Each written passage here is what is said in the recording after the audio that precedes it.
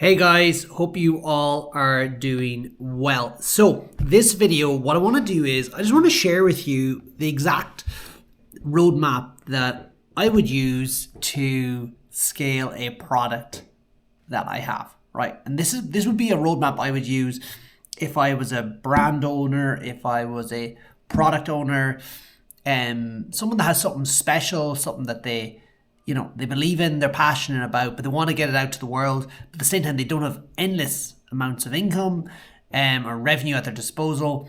They don't have, how should I say it? Like, we don't have a large global organization. We're just a small outfit, maybe in one country, or maybe in multiple countries, but we still don't have a global footprint. And this is exactly how I would go about scaling that, right?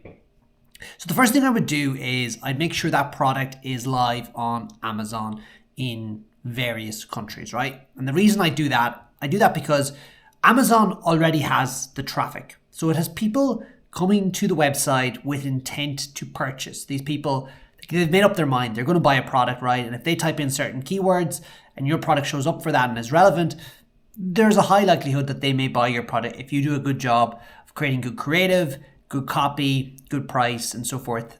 They likely will convert, right? And the barrier for someone converting on Amazon is quite low because they've done it in the past before. Amazon have innovated the one-click purchase. So you just click one button and they buy. And it just makes it really, really simple for the customer, right? So 100% have your product on Amazon with FBA, so fulfilled by Amazon, whereby it's in their inventory warehouses as well in those locations, so the customer gets fast shipping, right? So that is what I would do. I'd make sure it's in all those different countries. Now, there's another step that I would do as well that might be relevant for you guys, and you might actually think, hold on, Peter, you're right, and we haven't thought of this. So some of you may have a Shopify store or a Wix store or some other e-commerce platform. And usually when you think of those type of stores, you think, okay, I have to pick and pack this item myself, and that's not something I have the resources to do. And you'd be right. Even if you had the resources, do you really want to be picking and packing orders? I certainly don't. And if your product anyway grows, like even 2-3 orders a day is it's a handful. But when you're talking 10, 15, 20, 30, 40 products a day, or orders, it just becomes pretty mad very, very, very quick. So we want to be outsourcing that because we're product owners. We are business owners. We are not fulfillment experts, and that is not likely why we got into this game. So what I would do is, remember I said have your product live on Amazon? I would then go and link your Shopify or your Wix or your WooCommerce, whatever you're using, to your Amazon Seller Central account. And what that means is that when someone purchases your product, it's Amazon that pick and pack it. It's Amazon that sends it out to the consumer, right?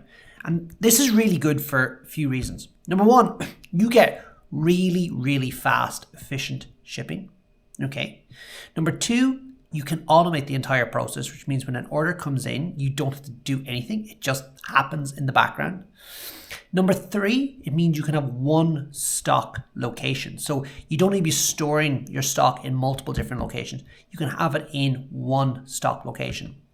And if your product is being manufactured in, for example, China, you can take advantage of Amazon's global logistics program, whereby you get really affordable and competitive shipping rates versus third-party freight forwarders to have your product brought from the factory floor to the Amazon fulfillment centers wherever you want them in the world. So as I said, the US, Canada, the UK, Europe, so Germany, France, Italy, Spain, wherever you want in that marketplace, Australia, you can leverage that to basically move your products around the world for very low prices. And then when they get to those locations, and when a consumer local to that fulfillment center purchases an item, either on Amazon or on your e-commerce website, it is fulfilled in a very timely fashion.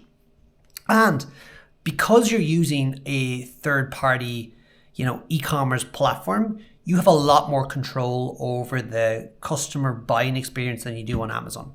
I like to think of Amazon as a department store, whereas I like to think of Shopify or similar websites as your own store. So you can decorate it whatever way you want, whereas on Amazon, it's like, no, it goes on this shelf here and this is how it's going to look, right? And that just gives you, as a business owner, as a product seller, e-commerce seller, gives you the ability to interact with the customers as well. So when you marry these two models together, you can leverage the power of Amazon with the power of having your own store.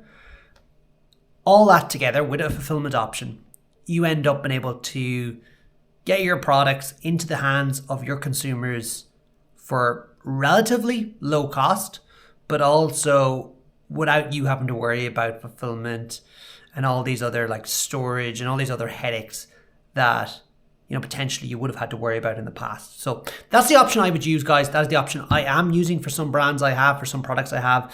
And if you have a product or you have something that you want to get into the hands of consumers, all around the world, please, down below in the comments, let us know. We'll be able to help you. But that's exactly what I do, and that is what I'm doing, and that's what I recommend. All right, folks, take care, and I'll chat you soon.